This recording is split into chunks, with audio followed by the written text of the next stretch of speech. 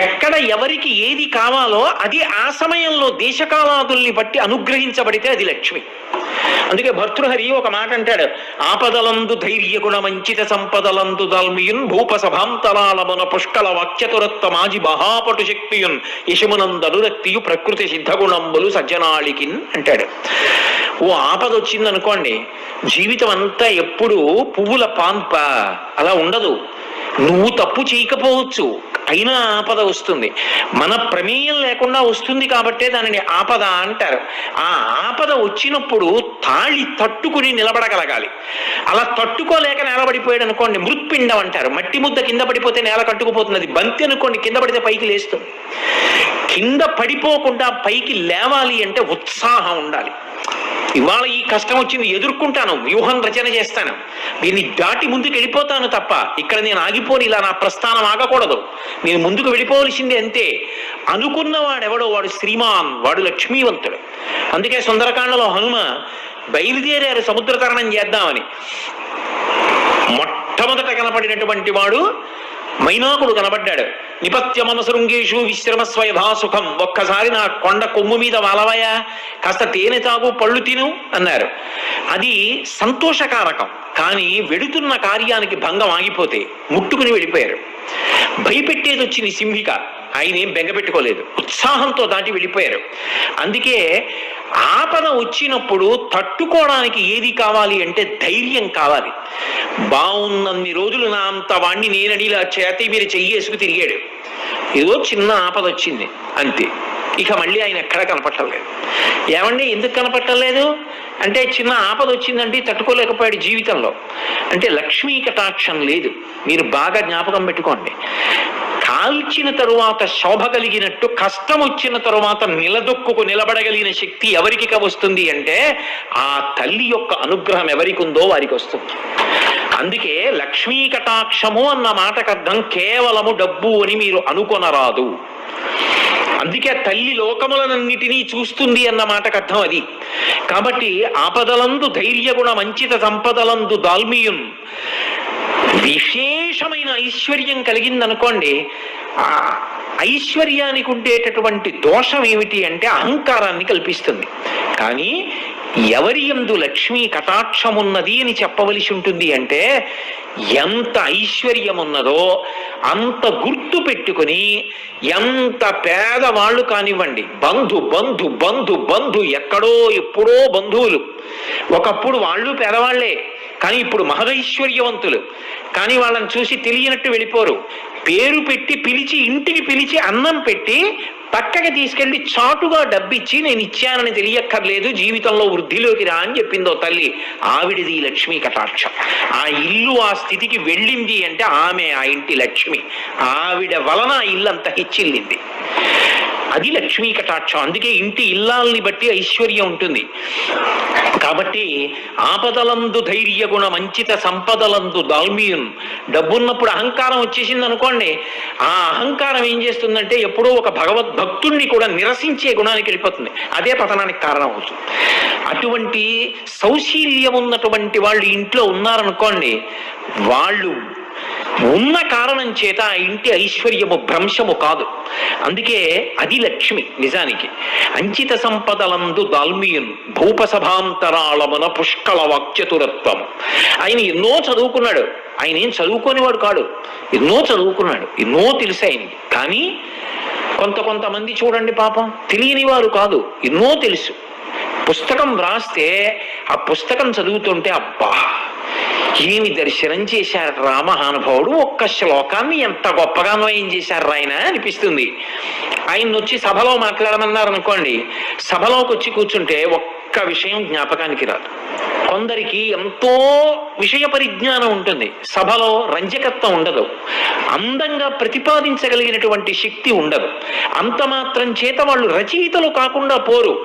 కాలమునందు వాళ్ళ పేరు ఎప్పటికీ నిలబడుతుంది. కానీ వాళ్ళకి లక్ష్మీ కటాక్షం ఎలా ఉంది అంటే గ్రంథకర్తగా ఉంటుంది తప్ప ఒక ఉపన్యాసకుడిగా, ఒక ప్రవచనం చేసిన వాడిగా సమాన స్థాయిలో ఆ కీర్తి ఉండదు. అంత మాత్రం చేత వాళ్ళు తక్కువ వాళ్ళన్న మాట అనడానికి వీల్లేదు. నిజానికి ప్రవచనం చేసిన వాడికన్నా కూడా వాళ్ళు చాలా చాలా గొప్పవాళ్ళు. పోతన గారు ప్రవచనాలు చేసి ఉండకపోవచ్చు, అంత మాత్రం చేత పోతన గారు ప్రవచనం చేసిన వాడికన్నా తక్కువ అని మీరు నిర్ధారించగలరా? కాదు. పోతన గారి పేరు చెప్పుకుని పోతన గారు చెప్పిన పద్యాలు చెప్పుకుని బిరుదులు పొందిన వాళ్ళు ఉన్నారు. పోతన గారి పేరు చెప్పి ఉపన్యాసం చెప్పి ఎంత బాగా చెప్పారండి అనిపించుకున్న వాళ్ళు ఉన్నారు. అది వాడిది కాదు, వండినవారు పోతన గారు, ఆయన యజమాని, వీడు వడ్డించిన వాడు అయినప్పుడు ఆయనే గొప్పవారు.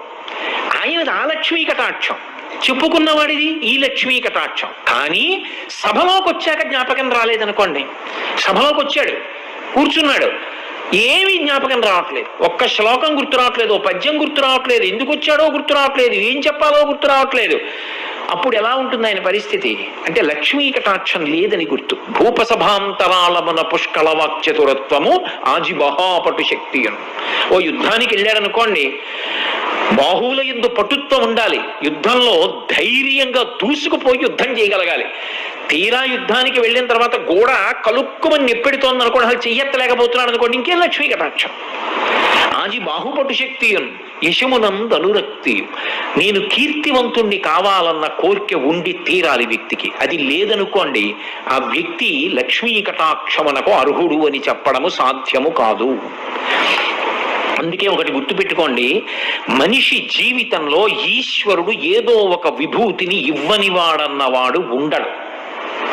ఏదో ఒక విభూతి ఇవ్వబడుతుంది, ప్రతి వారికి ఇస్తాడు ఈశ్వరుడు. నీకేది ఇచ్చాడన్నది నువ్వు జ్ఞాపకం పెట్టుకోవాలి, నువ్వు తెలుసుకోవాలి. గుప్తంగానో బాహ్యంగానో అరహసి రహసి స్వతంత్ర బుద్ధ్యా అంటారు శంకర భగవత్పాదులు శివానంద లహరిలో. గుప్తంగానో బాహ్యంగానో అరహసి రహసి స్వతంత్ర బుద్ధ్యా అంటారు శంకర భగవత్పాదులు శివానంద లహరిలో. అది అతని జీవితం ఒడ్డెక్కడానికి, అతని జీవితం తరించడానికి కారణమవుతుంది. ఎందరో పెద్దలు ఉన్నారు. డొక్కా సీతమ్మ గారని మా తూర్పుగోదావరి జిల్లాలో ఉండేవారు మహాతల్లి. ఆవిడ ఇంటికొచ్చిన వాళ్ళకి అన్నం పెట్టడానికి అందవేసిన చెయ్యి, అంత ప్రేమతో అంత ఆర్తితో అన్నం పెట్టేది. అటువంటి తల్లి శరీరం విడిచిపెట్టిన రోజున ఆకాశంలో జ్యోతి రూపంలో వెడుతుంటే ఇద్దరు మహావిద్వాంసులు అగ్రహారంలో కూర్చుని మాట్లాడుకుంటున్నారు అమలాపురం దగ్గర. ఆవిడ జ్యోతి వెడుతుంటే చూసి వాళ్ళిద్దరూ లేచి నిలబడి నమస్కారం చేసి, ఎవరో ఒక మహాపురుషుడి శరీరం విడిచిపెట్టాడు, ఊర్ధ్వలోకాలకి జ్యోతి వెళ్ళిపోతోంది అని చెప్పి నమస్కరించారు. భగవాన్ రమణులు శరీరం విడిచిపెట్టినప్పుడు జ్యోతి అరుణాచలానికి గిరి ప్రదక్షిణం చేసి గిరిలోకి ఎలా వెళ్ళిందో, డొక్కా సీతమ్మ గారిలోని జ్యోతి అలా ఆకాశంలో ప్రయాణం చేసి ఊర్ధ్వలోకాలకు వెళ్ళింది. ఎప్పటావిడో కాదు డొక్కా సీతమ్మ గారంటే, ఇప్పటికీ పీగన్నవరం దగ్గర ఆవిడ పేరు మీద అక్విడెక్ట్ ఉంది, ఆవిడ నివసించిన ఇల్లుంది, ఆవిడ అన్నం పెట్టిన గదులున్నాయి. ఆ తల్లి ఈ మధ్య కాలం వారు ఆఖరికి కలెక్టర్ గారితో కబురు చేశారు డొక్కా సీతమ్మ గారికి. ఎవరు?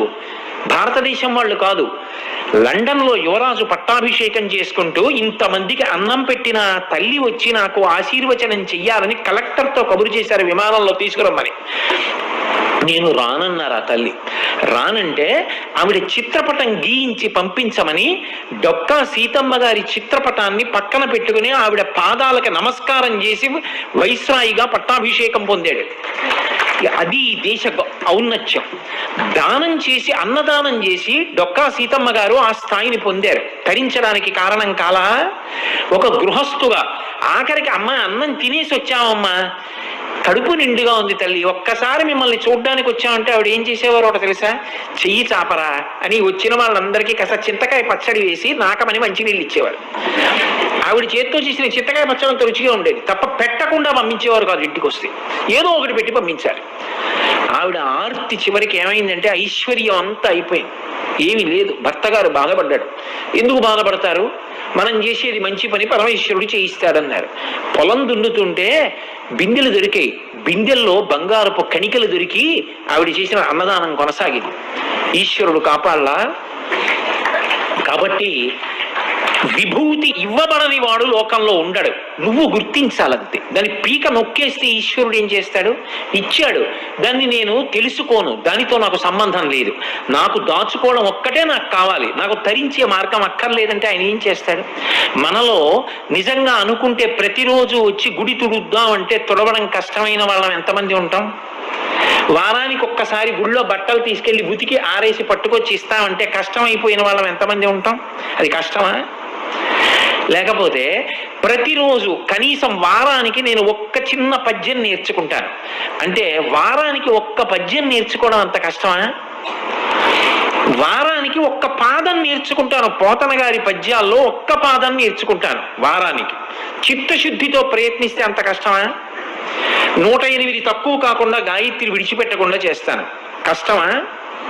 బొట్టు పెట్టుకోవడం మానను, అంత కష్టమా? కానీ అని వదిలేసిన వాడికి అన్ని వదిలేయచ్చు. ఇది పట్టుకుంటానన్నవాడు ఏది పట్టుకున్నా తరిస్తాడు. పట్టుకోవడానికి ఆవిడ ఏదో ఒకటి ఇస్తుంది, ఇవ్వకుండా మాత్రం ఉండదు. కాబట్టి అలా పట్టుకుని తరించిపోతాడు.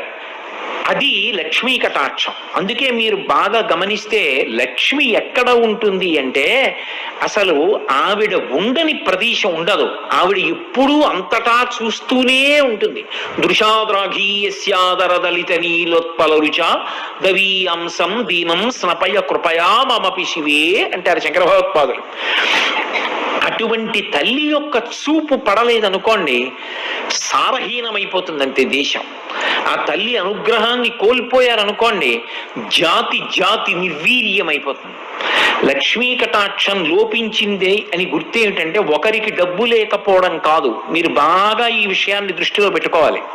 ఒక వ్యక్తి సమస్యగా అయితే వ్యక్తికి ఒకడికే దరిద్రం. అసలు దేశమే లక్ష్మీ కటాక్షాన్ని కోల్పోయిందనుకోండి, ఆ భక్తి పోయిందనుకోండి, పోయిన నాడు ఆవిడ అనుగ్రహం పోతే మొట్టమొదట నశించిపోయేదేదో తెలుసా? ఉత్సాహం నశించిపోతుంది, జడత్వం వస్తుంది. అందుకే జడత్వాన్ని ఎవరు తీసేస్తారు అంటే మళ్ళీ అమ్మవారే తీస్తుంది. మీరు లోకంలో జడత్వాన్ని తీయగలిగిన వాళ్ళు ఇద్దరినే చెప్తారు. ఒకటి అమ్మవారు, 2 స్వామి హనుమ. అందుకే మీరు చూడండి, బుద్ధిర్ యశో బలం ధైర్యం నిర్భయత్వ మరోగత అజాడ్యం వాక్పటుత్వంచ హనుమత్ స్మరణాద్ లభేత్. హనుమని స్మరించినంత మాత్రం చేత అజాడ్యం. అమ్మవారి పాదాలు పట్టుకుంటే అవిద్యానామంతస్తిమిరమిహిరోద్వీపనగరి జడానాం చైతన్యస్తపకర్మకరంద శృతిశరీ దరిద్రాణం చింతామణి గుణనిక జన్మజలధౌ నిమగ్నానాం దంష్ట్రామురరిపు వరాహస్య భవతి. జడత్వం అంటే ఏమిటో తెలుసా? అన్నీ వింటాడు, ప్రతిస్పందన ఉండదు. వింటాడు, గంటల గంటలు వింటాడు, రోజులు రోజులు వింటాడు. తాను విని చేసినది అన్నది ఏదీ ఉండదు. శృణ్వంతప, ఆ వినడం మీద అనువెక్తుంది, అంతవరకు మంచిది అనుకోవాలి తప్ప ప్రతిస్పందించి చేసింది ఉండదు. మీరు చెప్పండి ఊ అండవు, ఓ అండవు, నేను చేస్తానడు చెయ్యనండవు. ఒరే రేపటి నుంచి ఒక్కసారి గుడికి ఎదురుగుండా ఉన్నావురా, ఒక్కసారి అలా వెళ్ళి ప్రదక్షిణం చేసిరారా అంటాడు. లేవడు, వెళ్ళడు, గుళ్ళోకి వెళ్ళడు, ప్రదక్షిణం చేయడు, నమస్కారం చేయడు. జడత్వం, అలసత్వం. దీన్ని ఎవరు పోగొడతారంటే అమ్మవారు పోగొడుతుంది. అందుకే అది సామూహికంగా అందరికీ కలిపి లక్ష్మీ కటాక్షం ఏమి అంటే ఉత్సాహం. దేశ పౌరుల యందు ఏదైనా సరే మేము సాధించగలం, మేమందరం నడుం కట్టుకుని ముందుకు వెళ్ళిపోతాం అని అందరూ కలిసి నిలబడగలిగిన ఉత్సాహం ఉందనుకోండి, ఏటికి ఎగసన్నా ఒకడు లాగితే 1,00,000 మంది దిగసన్నా లాగారనుకోండి, ఇంకా ఎలా వృద్ధిలోకి వెడుతుంది? చెయ్యి కలిసి నడుద్దాం అన్న ఉత్సాహం ఉందనుకోండి, అది లక్ష్మి. లక్ష్మీ కటాక్షం తరిగిపోతోందని గుర్తేమిటో తెలుసా? అసలు ఏ ఉత్సాహం లేకుండా జడత్వంతో ఉండిపోతే లక్ష్మీ కటాక్షం లుప్తమైపోతోంది అని గుర్తు. అందుకే మీరు కొంచెం జాగ్రత్తగా గమనించండి. ఎప్పుడైనా పౌరాణిక వాంగ్మయాన్ని మీరు పరిశీలిస్తే లక్ష్మీ కటాక్షము తొలగిపోయినది అనడానికి కొన్ని సూచనలు చెప్తారు. ఇదిగో లక్ష్మి లేదిప్పుడు, లక్ష్మి ఎందుకు వెళ్ళిపోతుందో చెప్తారు, లక్ష్మి మళ్ళీ ఎలా వచ్చిందో చెప్తారు, లక్ష్మి ఏ కారణం చేత వెళ్ళిపోతే ఆ స్థితి ఎలా ఉంటుందో చెప్తారు. ఇవి ఎందుకో తెలుసా? పురాణం వేదానికి భూతద్దం. నీ జీవితాన్ని నువ్వు గమనించుకో జాగ్రత్తగాని. ఇంద్రుడు అంటేనే మనకేం గుర్తొస్తుంది? స్వర్గలోకాధిపతి. ఆయన అనుభవించినటువంటి ఐశ్వర్యం ఉండదు, అంతటి ఐశ్వర్యం అయింది. ఆ ఐశ్వర్యం ఎవరిచ్చారు ఆయనకి? అమ్మవారి ఇచ్చింది. శంకర భగవత్పాదులు కనకధారా స్తోత్రం చేస్తూ విశ్వామరేంద్ర పద విభ్రమదాన దక్షం ఆనందహేతురతికం మురవిద్యుషోపి ఈశన్ నిశీతతు మయిక్షణమీక్షణార్థ ఇందీవరోదర సహోదరమిందిరాయాః అన్నారు. విశ్వామరేంద్ర పద విభ్రమదాన దక్షం ఆనందహేతురధికం మురవిద్యుషోపి ఈశన్ నిశీతతు మయిక్షణమీక్షణార్థ. దేవేంద్రుడంతటి వాడికి ఇంద్ర పదవిలో కూర్చోగలిగినటువంటి స్థితిని, అంతటి ఐశ్వర్యాన్ని ఎవరిచ్చారు అంటే ఆ తల్లి తన చూపుల చేత అనుగ్రహించింది. దేవేంద్రుడంతటి వాడికి ఇంద్ర పదవిలో కూర్చోగలిగినటువంటి స్థితిని, అంతటి ఐశ్వర్యాన్ని ఎవరిచ్చారు అంటే ఆ తల్లి తన చూపుల చేత అనుగ్రహించింది. అటువంటి చూపు కలిగిన తల్లి వైక్షణ వీక్షణార్థ నా వంక కూడా ఒక్కసారి చూడమ్మా అని అడిగారు శంకర భగవత్పాదులు. తన కొరకు కాదు, బ్రహ్మచారి పేద బ్రాహ్మణి కోసం అడిగారు. ఆ తల్లి అనుగ్రహ కటాక్షం కలిగింది, ఇంద్రుడు ఐశ్వర్యాన్ని పొందాడు. ఇప్పుడు ఇంత ఐశ్వర్యాన్ని పొందినటువంటి ఇంద్రుడు ఐశ్వర్య భ్రష్టుడయ్యాడు. దేనికి భ్రష్టుడయ్యాడు? ఒక్క కారణం చేతనే పోయింది ఐశ్వర్యం, ప్రసాద తిరస్కారం. ప్రసాదమును తిరస్కరించడం అనేటటువంటి లక్షణం కాని ఏర్పడిందా అది ఉపద్రవాలకి గుర్తు. దేశంలో భగవత్ ప్రసాదము అని పట్టుకొచ్చి ఇస్తే మాకక్కర్లేదు అని తిరస్కరించేటటువంటి బుద్ధి ప్రబలమైపోతే, ఈశ్వర ప్రసాదమునకు గౌరవం తగ్గిపోతే, కాళ్ళకి చెప్పులున్నాయన్న మాటతో కూడా సంబంధం లేకుండా ప్రసాదం నోట్లో వేసుకోవడం మొదలు పెడితే, నేను ఇంకా కొంచెం ముందుకు వెళ్ళవలసి వస్తే అటువంటి ప్రదేశాల్లో ప్రసాదం పంచి పెట్టడం కూడా తప్పు. ప్రసాదం ఎక్కడివ్వాలో అక్కడివ్వాలి. ఒక దేవాలయానికి వచ్చి మీ అందరూ కూర్చున్నారు, ఇక్కడ ప్రసాదం ఇవ్వాలి. అంతేకాని అందరూ చెప్పులు వేసుకుని కాళ్ళకి బూట్లు వేసుకుని కూర్చున్న కార్యాలయాల్లో ప్రసాదం పంచిపెట్టమని ఎవడు చెప్పాడు? వాడా బూట్లు విప్పడం. అలాగని వాడికి భక్తి ఉన్నా ప్రసాదం తిరస్కరించలేడు, వాడు అలాగే వేసుకుంటాడు. ఇప్పుడు ప్రసాదం పట్ల దోషమైందా లేదా? మీరు అందుకే ప్రసాదం అన్న మాట గురించి ఆలోచించండి. అన్నవరం సత్యనారాయణ స్వామి వారి వ్రతకథలో వైశ్యుని యొక్క భార్య ప్రసాదం పుచ్చుకోకుండా నదీ తీరానికి వెళ్ళింది, భర్త వచ్చాడని. వెంటనే పడవ మునిగిపోయింది. ఓ అశరీరవాణి పలికింది ప్రసాదం పుచ్చుకోలేదని. ఆవిడ వెళ్ళి ప్రసాదం తింది, పడవ పైకి తేలింది. ఏమిటా కథ? వింటున్నాం కదా అన్నటువంటి కథలు చెప్పేయడమే అనుకోవచ్చు. కాదు, అందులో ఒక గాంభీర్యమైన విశేషం ఉంది. ప్రసాదము అంటే ఈశ్వరుని యొక్క అనుగ్రహము. ఏ ఇంట ప్రసాదం తింటున్నాడో ఆ ఇంట లక్ష్మి ఉంటుంది. ఇది మీరు బాగా పట్టుకోవాలి. ఆ ఇంట తింటున్నది ప్రసాదం. అందుకే ఈ రాష్ట్రంలో ఒక అలవాటు ఉంది, ప్రత్యేకించి పేరు కూడా ప్రసాద్ అని ఉంటుంది. ఈశ్వర ప్రసాద్, వెంకటేశ్వర ప్రసాద్, లక్ష్మీ ప్రసాద్ అంటే వాళ్ళ ప్రసాదం వీడు. జీవితము ప్రసాదము కావాలి. నేను రాత్రి పడుకుంటున్నాను అనుకోండి, 11 మాటలు శివనామని చెప్పి నాకు నిద్ర పట్టాలని ప్రార్థన చేసి పడుకోవాలి. నేను నిద్ర లేస్తున్నాను అనుకోండి, 3 మాటలు శ్రీహరి శ్రీహరి శ్రీహరి అని చెప్తూ లేవాలి. ఎందుకంటే జాగృతి యందు ఇంద్రియములకు అధిపతి అదోక్షజుడు శ్రీ మహావిష్ణువు, ఆయన నామం చెప్పి లేవాలి. పరమశివుడు నిద్రాకాలిక సుఖాన్నిచ్చి మళ్ళీ అన్ని అవయవాలకి శక్తినిస్తాడు. ఆయన నామం చెప్పి పడుకోవాలి. నిద్ర ప్రసాదం, లేచి పని చేస్తే ప్రసాదం. అన్నం తినేటప్పుడు నేను తింటున్నానని తినరు. ఇది ఈశ్వరుడు నాకు అనుగ్రహించాడు. ఈ పదార్థం దొరికేట్టు చేసిన వాడు వాడి శాసనానికి అగ్ని వండింది. ఈ నీళ్లు వాడి శాసనం వల్ల దొరికే. నేను తింటే రుచి వాడి అనుగ్రహం.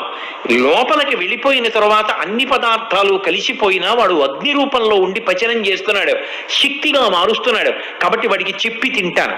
యజ్ఞం కింద తింటానని నీతి మెతుకులు పట్టుకుని నాలిక మీద పట్టుకుని నోట్లో వేసుకుంటారు. చొక్కా బనీను లేకుండా తినడానికి కారణం అది.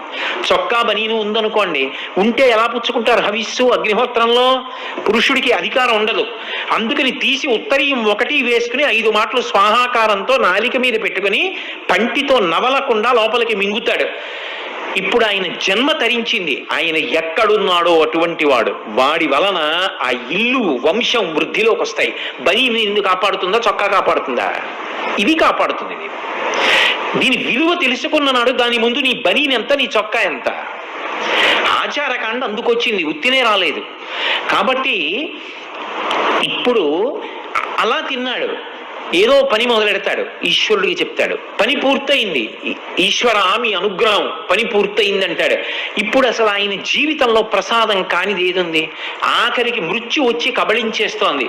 ఈశ్వర మీ అనుగ్రహంతో ఇన్నేళ్లు శరీరంలో ఉన్నా, కొడుకుల్ని చూశా, కోడళ్ళని చూశా, కూతుళ్ళు, అల్లుళ్ళు, మనవలు, ముని మనవలు చూశా. మీ అనుగ్రహంతో ఏదో బ్రతికున్న నాళ్ళు మీ గురించి చెప్పుకున్నా. ఇది వదిలిపెట్టేస్తున్నాను, ఈ తోలుతిత్తి మీ పాదపంజరంలోకి వచ్చేస్తున్నాను. ఎక్కువ ఆయాసం లేకుండా విడిపించేయండి అని నమస్కరించి దీన్ని కూడా ప్రసాదంగా వదిలిపెట్టేస్తాడు. ఇప్పుడు అసలు జీవితమే ప్రసాదం. ఇప్పుడు ఆ ప్రసాద బుద్ధితో అనుభవించినంత కాలం ఈశ్వరుడి అనుగ్రహం ఉంటుంది. ప్రసాద బుద్ధి పోయింది, ఇదంతా నాదే, తొలగిపోతుంది ఆవిడ. నీదేగా, ఏది సంపాదించి చూస్తాను, ఏది నిలబెట్టుకో, ఏది ఈ గుణములను సంతరించుకో, కీర్తి సంపాదించుకో చూస్తాను అంటుంది ఆవిడ. చిన్న వైక్లభ్యం ఒకటి వచ్చింది అనుకోండి, అక్కడతో అయిపోయిందంతే. కంఠంలో జీర వచ్చింది అనుకోండి, గట్టిగా మాట్లాడితే కంఠంలో పోటు వస్తోంది, ఏది ఏం మాట్లాడతాడు, అయిపోయింది అక్కడతో కీర్తి. బతికున్నంత కాలం ప్రతిరోజు వాక్సుమములను సమర్పించాడు. దేనివల్ల? ఇది ఆవిడ ప్రసాదం అని చెప్పుకున్నాడు, ఆవిడ అనుగ్రహం నా చేత చేయించిందని చేశాడు. ఆఖరి ఊపిరి వరకు ఆవిడ చేయిస్తూనే ఉంటాడు. పాత్రత దేని చేత? ప్రసాద బుద్ధి చేత. ఇది బాగా తెలుసుకోవాలి. ఇది మొదటి లక్ష్మీ కటాక్షం అని చెప్తుంది శాస్త్రం. అసలు ఈ బుద్ధి నిలబడితే వాడికి లక్ష్మీ కటాక్షం ఉన్నది అని గుర్తు. అందుకే కళ్యాణి బతగాదీయం లౌకికీ ప్రతిభాతిమా ఏతి జీవంతిమానందో నవం వర్ష చతాదపి అంది సీతమ్మ. ఇవాళ పూజ చేసేయండి, రేపు పొద్దున మీ ఇంట్లోకి లక్ష్మి అడిగి వచ్చేస్తుందంటే అంతకన్నా అబద్ధం ఇంకోటి లేదు. అది కాదు లక్ష్మీ కటాక్షం అంటే. నీకు లక్ష్మీ కటాక్షానికి కారణాన్ని నువ్వు తెలుసుకోవాలి. ఆ కారణం తెలుసుకుని రమించి నువ్వు పూజ చెయ్యాలి. ఆ బుద్ధితో నిలబడాలి. అది ప్రసాదం అవుతుంది. అందుకే చూడండి, ఇప్పుడు పాత్రత అంటే అసలు వీడికి ఇది ఇవ్వవచ్చు. ఆవిడ దేని చేత చూస్తుంది అంటే వీడి బుద్ధి ఎటువంటిది. ఆ ప్రసాద బుద్ధి ఉంది, ఆవిడ అనుగ్రహిస్తుంది. అందుకే మీరు కొంచెం జాగ్రత్తగా గమనిస్తే అసలు లక్ష్మి అనేటప్పటికీ మొత్తం అందరం కూడా ఖచ్చితంగా పూజ చేసే రోజేది అంటే శ్రావణ మాసంలో వచ్చేటటువంటి పౌర్ణమి ముందు శుక్రవారం వరలక్ష్మీ వ్రతం.